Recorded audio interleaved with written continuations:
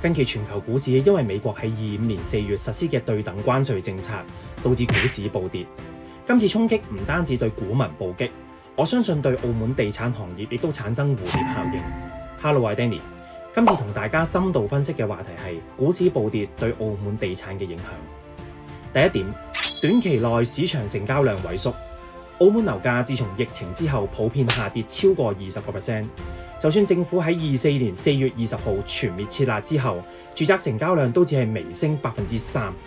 今次股市歷史性下跌，套住咗唔少潛在買家嘅現金，部分資產財富縮水，可能會將佢哋嘅買樓計劃押後，甚至會取消，而導致市場成交量短期會減少，甚至會令樓價進一步下探。第二點，工商鋪物業需求減少。根據澳門統計局資料顯示，截至到2024年12月，澳門工商用物業嘅空置率大概係11.8%。關稅政策引起環球金融嘅動盪，會導致企業融資困難，或者減少佢哋擴張嘅計劃，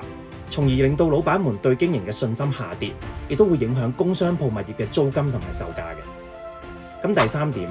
銀行信貸風險上升。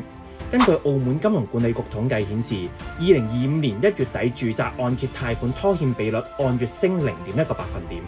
按年升2.7個百分點至3.6%。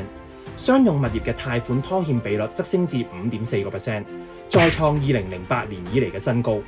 如果股市持續波動，將會嚴重影響老闆們同埋市民嘅資金流轉，會令到交投嘅氣氛更為負面，壓縮咗不動產嘅成交量，造成量跌價跌。